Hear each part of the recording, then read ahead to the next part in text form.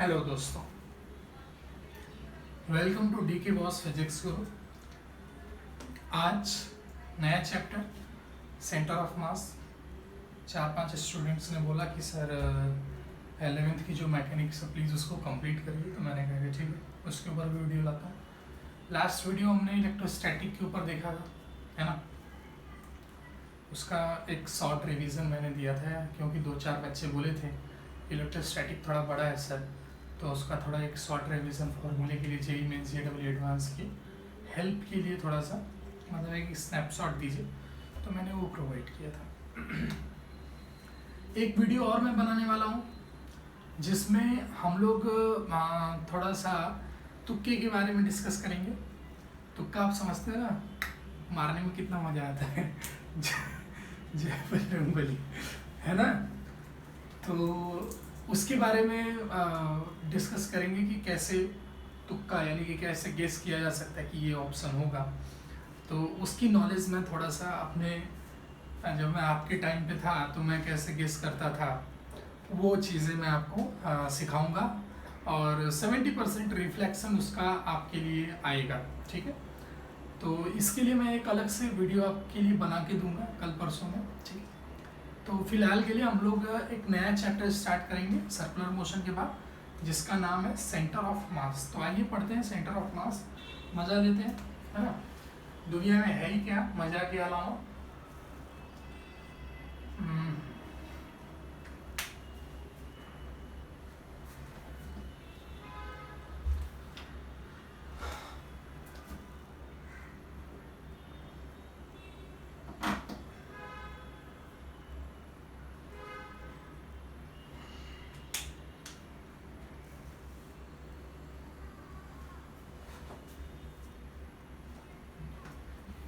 गीला हो गया है,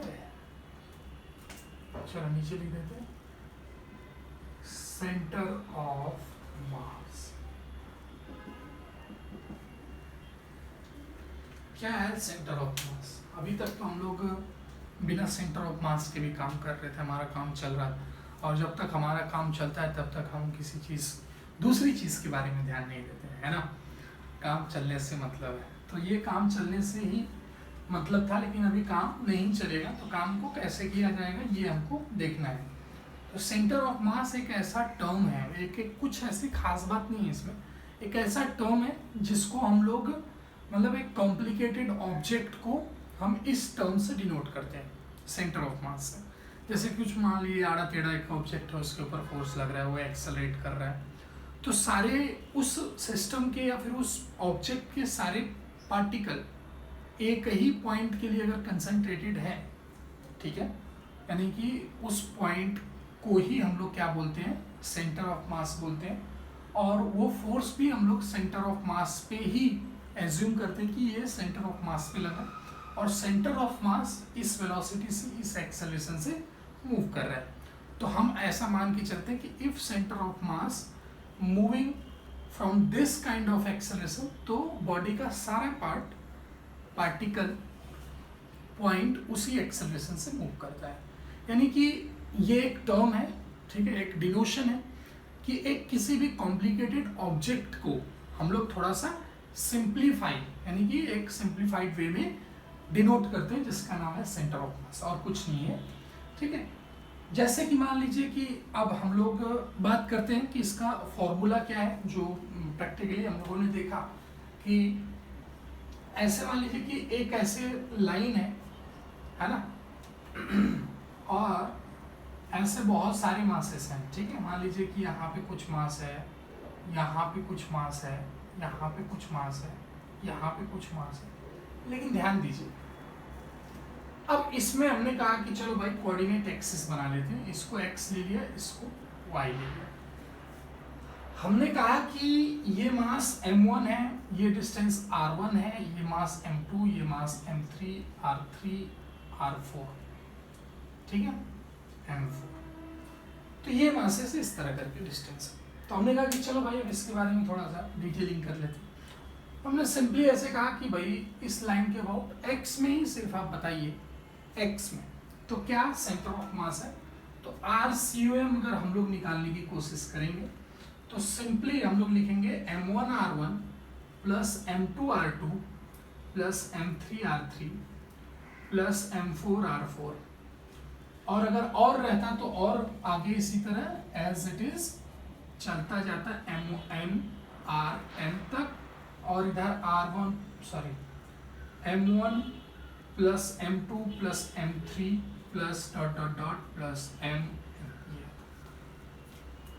तो हम लोग इसको और थोड़ा सा प्यार मोहब्बत में, जिसको हम लोग सिग्मा का नाम दे के पैदा किए, i इज इक्वल टू 1 से m तक, क्या लिखेंगे m i r i divide by क्या sigma m i is equal to 1 से m तक, जिसको हम लोग इसको हम लोग कैपिटल M के इक्वल भी बोल सकते हैं, यानी कि पूरे मास या फिर पूरे ऑब्जेक्ट या फिर पूरे सिस्टम का टोटल मास एम से। तो ये हमारे पास सेंटर ऑफ मास का फॉर्मूला आ जाएगा। ठीक है, तो इस तरह हम लोग सेंटर ऑफ मास के फॉर्मूले को देख सकते हैं, यानी कि किसी भी, ये फॉर्मूला मैंने पॉइंट मास के लिए निकाला है, ध्यान दीजिए। अब कई बार स्टूडेंट ऐसा सोचते हैं कि यार ये डिस्टेंस जो आर आई या फिर r1 r2 आपने लिया है, ये किसके रिस्पेक्ट में लिया है? ऑब्वियसली अभी तक मैं ऐसा मान के चल रहा हूँ कि ये ओरिजिन के रिस्पेक्ट में है। किसके रिस्पेक्ट में है?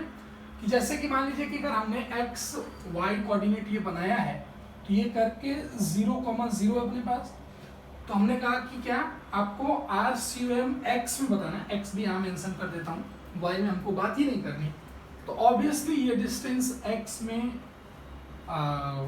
है m1 m2 m3 m4 का, ठीक है, ये हमने x के लिए, तो किसी पॉइंट के रेस्पेक्ट में हम बात करें तो ओरिजिन के रेस्पेक्ट में हमने यहाँ पे बात की है।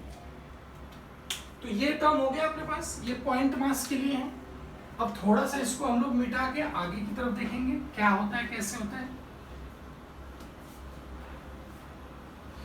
जेईई का पेपर आने वाला है बच्चों का, है ना। जो अभी 12th में बच्चे गए हैं वो बच्चे भी अपनी कमर पेटी बांध ले बेटा, ठीक है, टाइम नहीं है आपका भी पेपर आने में। आगे हमने पॉइंट मास के लिए फॉर्मूला देखा, अब हम लोग फॉर्मूला देखेंगे कि यार पॉइंट मास के अलावा दूसरा, जैसे कि मान लीजिए कोई कंटिन्यूअस मास है। कंटिन्यूअस मास आप ये कह सकते हो कि जैसे कोई रिंग है, कोई रॉड है, ठीक है, लैमिनर रॉड है, कोई रिंग है, कोई डिस्क है, कोई हेमिस्फेरिकल बाउल है, या फिर कोई स्फेरिकल कोई सॉलिड हेमिस्फेयर है, कोन है, होलो कोन है ना। तो ये सब सारे कंटिन्यूअस मास है। तो हमने जो भी फॉर्मूला आपके सामने डिराइव किया, वो फॉर्मूला आपका इसलिए नहीं है, किसके लिए, कंटिन्यूअस, वो है पॉइंट मास के लिए, यानी किसी एक पॉइंट मास के लिए कितना होगा। तो हमने कहा कि चलो आगे उसको भी देख लेते हैं। चलो भाई, कंटिन्यूअस बॉडी के लिए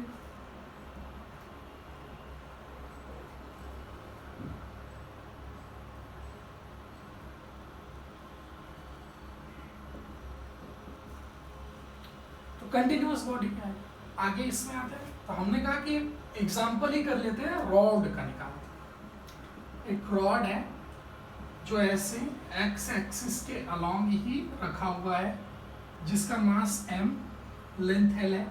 ये कोऑर्डिनेट हम लोग 0,0 या एक्स एक्सिस या वाई एक्सिस ऐसे हेल्प के लिए ले लेते हैं, थोड़ा सा हेल्प हो जाएगा और कोई बात नहीं। तो हमने कहा कि यार जो फॉर्मूला हमने निकाला है क्या, m1 r1 m2 r2, वो किसके लिए निकाले। तो हम उसको फॉर्मूले को और एक अच्छे फॉर्म में लिखते हैं। हमने कहा कि अगर किसी एक पर्टिकुलर डायरेक्शन में निकालना है, मान लीजिए कि इसमें x में निकालना है, तो उसके लिए कैसे फॉर्मूला लिखा, तो integration x dm divide by integration dm। तो इंटीग्रेशन 0 से m करेंगे तो ये चीज जो है वो वापस m के इक्वल, यानी कि टोटल रॉड के मास के इक्वल आ जाएगी। तो यहाँ पे हम लोग m लिख सकते हैं। तो ये हमारा फॉर्मूला है, इस फॉर्मूले के थ्रू हमको चलना है, ठीक है। आते हैं देखते हैं अब हमने कहा कि ये पॉइंट मास तो है नहीं, ये है क्या कंटिन्यूअस, तो क्या है इसको एक पॉइंट मास की तरह एज्यूम करना पड़ेगा, एक्स पे जाके एक dx का छोटा सा एलिमेंट, प्यारा सा मोहब्बत की तरह, ठीक है, जो शुरू शुरू में बहुत अच्छी लगती है बाद में डिफिकल्ट हो जाती है ना।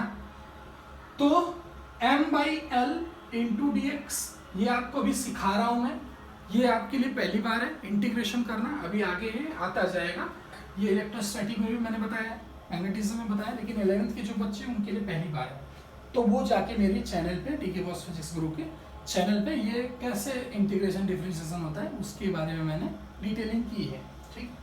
तो ये मास आ जाएगा dx, सॉरी dm मास आ जाएगा, कैसे मैंने लिखा m/l यूनिट लेंथ में मास, ठीक है।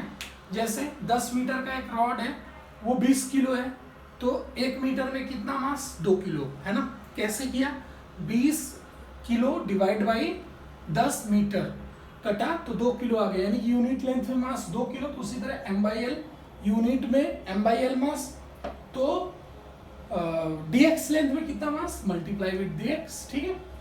तो ये आ गया अपने पास dm की वैल्यू। अब हम लोग इस वैल्यू को उधर फॉर्मूले में यूज करेंगे।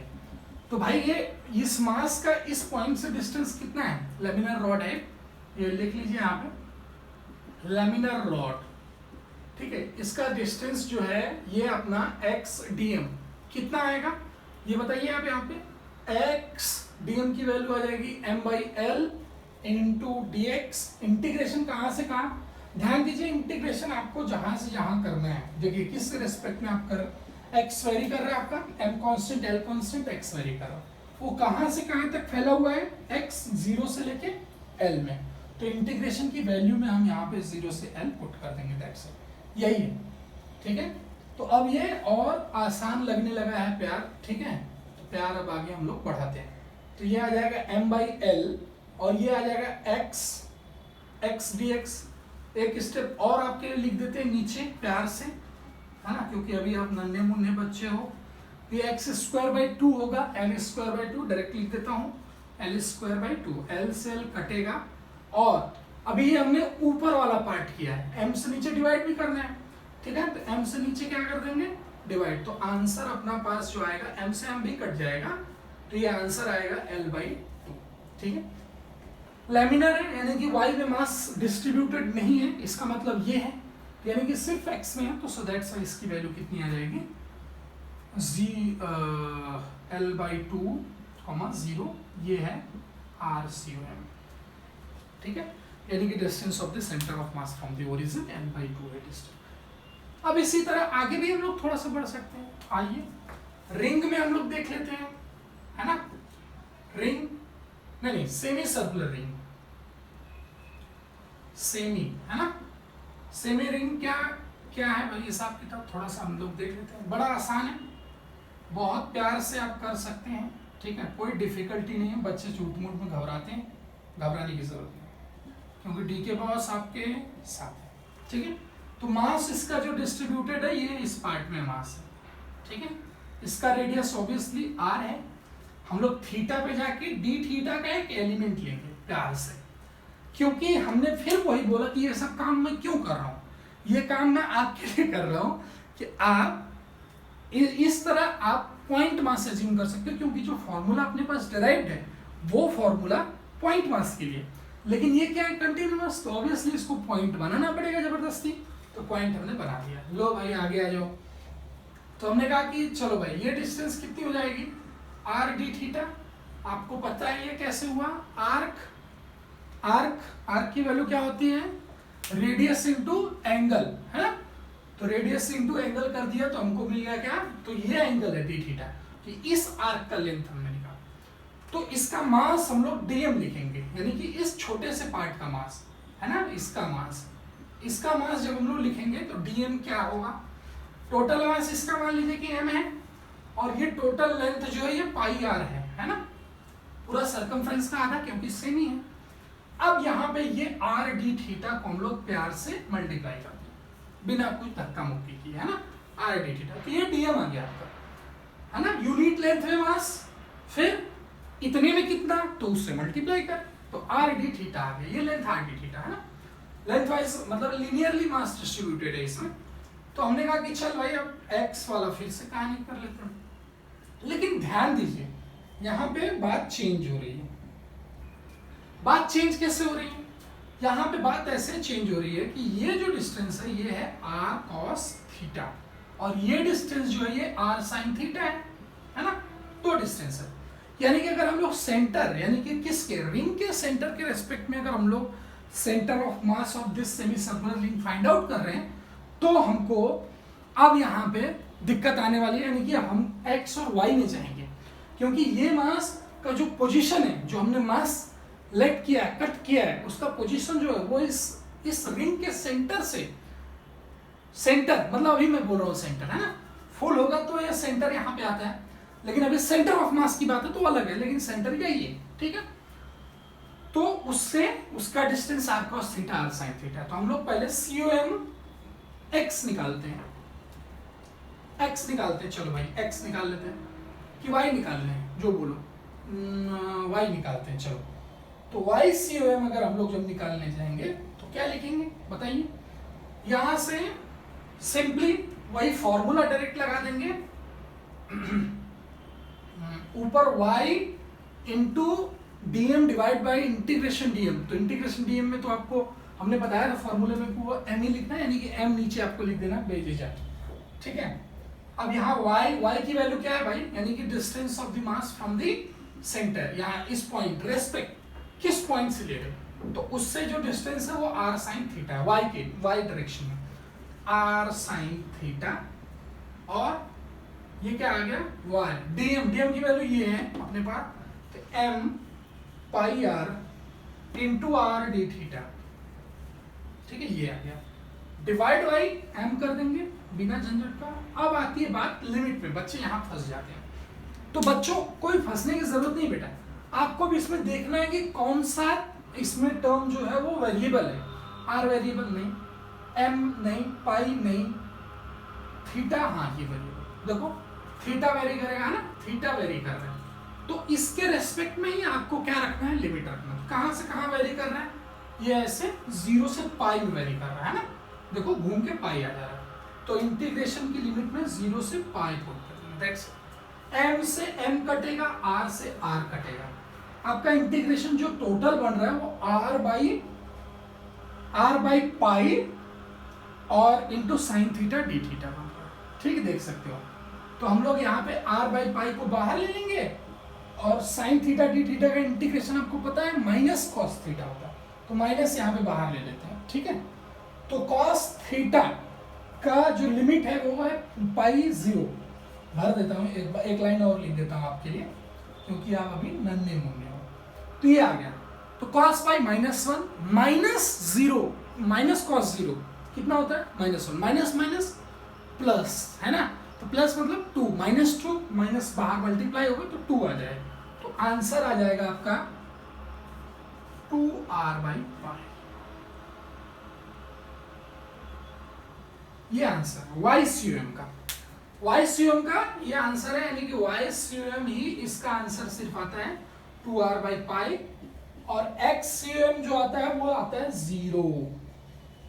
करके देख लीजिए, सारा फंडा इसी तरह रहेगा, सिर्फ r sin theta r cos theta से चेंज हो जाएगा, r sin theta r cos theta, तो cos थीटा का इंटीग्रेशन sin थीटा में जब आप लिमिट भरोगे 0 से पाई तो दोनों पे वैल्यू 0 आती है, सो दैट्स XCOM की वैल्यू क्या हो जाएगी 0 अंडा, तो ये आएगा।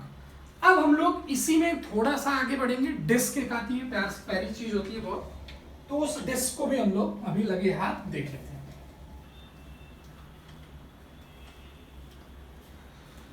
भोली से सूरत आंखों में मस्ती दूर खड़ी शर्माए आए हाय,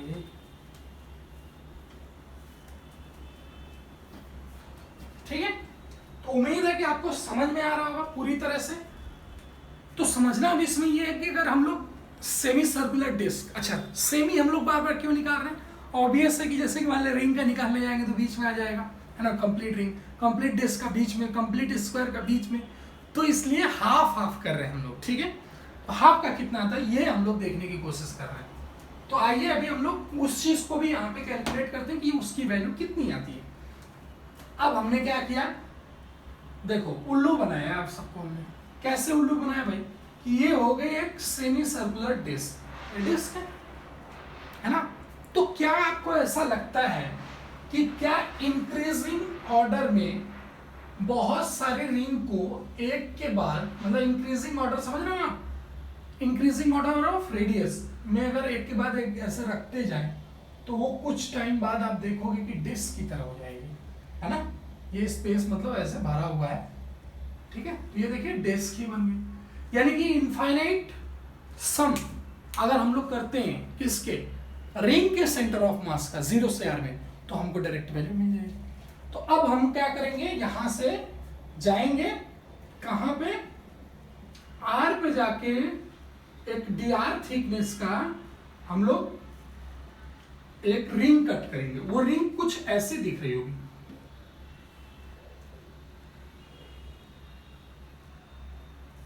अब जो चालाक बच्चे होंगे वो समझ गए होंगे, यार ये तो पिछला क्वेश्चन है ना। इसका रेडियस कितना है, स्मॉल r, थिकनेस कितना है, dr, ठीक है। अब यहां पे ध्यान ये देना है आपको कि मास जो डिस्ट्रीब्यूटेड है वो लिनियरली नहीं है, डिस्क है ऑब्वियसली, है ना। रोटी की तरह, रोटी को आधा काट दो, है ना, कोई ऐसा रोटी, हाँ रोटी आप ज्यादा अच्छे समझो, डिस्क उस तरह ही है, लैमिनर है। ध्यान दीजिए, जब तक मैं बताऊं ना कि ये लैमिनर नहीं है तब तक आप उसको लैमिनर मान के चलेंगे, ठीक है। लैमिनर यानी कि पतली, थिकनेस इसकी एकदम नेग्लिजिबल है, यानी कि विड्थ में उसका मास, हाइट में मास नहीं है। तो ये हमने कहा कि चल भाई ठीक है। तो हमने कहा कि इसका पहली बात तो मास लिखना, मास लिखना थोड़ा सा डिफिकल्ट बच्चों को फील होता है, लेकिन मुझे ऐसा नहीं लगता है कि होना चाहिए। आइए ये मास उसका लिख लेते हैं पहले। तो हमने कहा कि ये डिस्क है, इसको काट के हमने खोल दिया तो इस तरह कुछ दिखेगी, है ना, ऐसे फैला दिया सीधा, इसको इस तरह पकड़ा, इस तरह फैला दिया तो इस तरह आ जाएगा। तो ये थिकनेस dr, ये थिकनेस कोई बताएगा, 2 पाई r divide by 2, semi circular ring है और रेडियस इसका स्मॉल r है। ध्यान दीजिए इसका रेडियस जो है वो कैपिटल r है, तो ये आ गया। तो इसका मास हम लोग लिख सकते हैं, मास एरियल डिस्ट्रीब्यूटेड है, तो हम लोग इसको हम लोग बहुत बार सिग्मा के नाम से भी जानते हैं, सिग्मा भी बोलते हैं बहुत लोग। सिग्मा मतलब m बाई एरिया, लैम्डा मतलब m बाई लेंथ, रो मतलब m बाई वॉल्यूम, ठीक है। ये नोटेशन है डिफरेंट टाइप, है ना।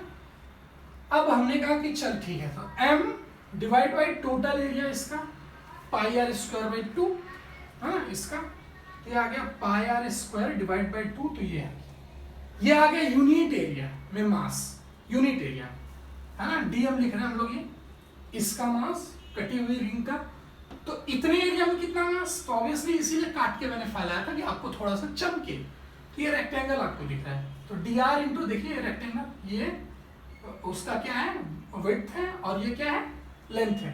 तो 2 पाई आर डिवाइड बाई 2 यानी कि पाई आर इंटू डी आर, तो पाई आर इंटू डी आर, है ना। काटना मत कुछ है गलती से, पाई काटना से, ठीक है। तो ये आ जाएगा 2m, ये क्या कर दिया, हाँ ठीक है, तो 2m r dr divide by r square, ये आ गया dm। बस अब हमने पिछले वाले जो कॉन्सेप्ट हमने समझा था रिंग का centre of mass semi circular, उसी का तो है, यानी कि उसका फॉर्मूला क्या आया था, 2r बाई पाई, तो डायरेक्ट रख सकते हैं हम लोग, है ना। तो हमने कहा कि चलो भाई डायरेक्ट रखते हैं। तो हाँ, इसका इंटीग्रेशन का लिमिट मैं आपको जरूर बताऊंगा। तो x इंटू डीएम आपको पता है, x क्या है, 2r by pi, centre of mass ring का कितना होता है, उसका रेडियस का 2 टाइम डिवाइड बाई पाई, तो रेडियस इसका small r 2r divide by pi, तो रख देते हैं यहाँ पे 2r डिवाइड बाई पाई, ठीक। और इंटू डीएम की वैल्यू इधर है, 2m r dr divide by r square, ये आया। और आपका मास जो है वो तो हम लोग क्या m ही लेके चलते हैं, तो आपको पता ही है। तो ये आ गया। इंटीग्रेशन में लिमिट 0 से r भरेंगे, क्यों? क्योंकि देखिए रेडियस कैसे चेंज हो, मान लीजिए कि यहाँ पे भी एक रिंग कोई ले सकता है ना, तो उसकी रेडियस की वैल्यू और कम होगी जो कटी हुई रिंग होगी, इतनी होगी। तो इसी तरह ये कोई यहाँ पे भी ले सकता है ऐसे, तो ऐसे ये इंक्रीज होता जाएगा। कहाँ से कहाँ तक? r स्टार्ट होगा 0 to r is equals to r तक, है ना, यहाँ से यहाँ तक जाए। तो हमने लिमिट ये r, इसमें वेरिएबल भी वही है ना, देख लो आप, वेरिएबल पहले देखा करो और उसको देखा करो कि वो कहाँ से कहाँ तक वेरी हो रहा है, बस और कुछ नहीं। ये चीज आ गई अपने पास। m से m तो निपट जाएगा, आपको पता ही है। और इसमें क्या है, कांस्टेंट, उसको बाहर ले लेते हैं। तो ऑब्वियसली हमको कांस्टेंट जो दिख रहा है ये 2 2 4 बाई पाई आर स्क्वायर बाहर ले लेंगे प्यार से, तो 4 अपॉन पाई आर स्क्वायर ये बाहर आ गया है। और अपने पास अंदर क्या क्या बचा है, आर स्क्वायर डी आर, तो उसका integration r cube divide by 3, ठीक है, और 0 से आर, तो ये आ जाएगा 4 by pi r square into r cube, यानी कि आर डिवाइड बाई 3, 0 तो भरना नहीं है ना, तो आर क्यूब। तो ये इधर से क्या होगा, कैंसल, एक पावर ऊपर बच जाएगी, तो आंसर आ जाएगा 4r डिवाइड बाई 3 पाई। ठीक है। आप फिर बोलेंगे कि सर x में भाई उसका 0 होता है, हमने एक्सियम निकाला था, तो आप जहां पे ये 2r बाई पाई रखोगे यहाँ पे 0 रखोगे तो आंसर वही आ जाएगा। यानी कि ये डिस्टेंस वापस y में ही आपकी आएगी ऊपर की तरफ। यानी कि आप बोलो कि सर पॉइंट भी बता दो, हमने कहा कि ये है भाई, ये है ऐसे, तो y में हमने निकाला था तो 4r बाई पाई, यानी कि ऊपर की तरफ इधर कहीं पे आए 4r बाई 3 पाई, तो 4r बाई 3 पाई करके ऊपर की तरफ कहीं पे इसका सेंटर ऑफ मास। उसी तरह रिंग में भी ऊपर की तरफ ही कहीं पे इसका सेंटर ऑफ मास है। तो ये हमने कंटिन्यूअस बॉडी के लिए देखे हैं, ठीक है। इसी तरह बहुत सारे हैं, 2-3 मैं आपको लिखवा देता हूँ, आप लिख लीजिए, ठीक है। उसका भी आप अपने से करिए, ठीक, अपने से भी थोड़ा करिए कंटिन्यूअस बॉडी के लिए।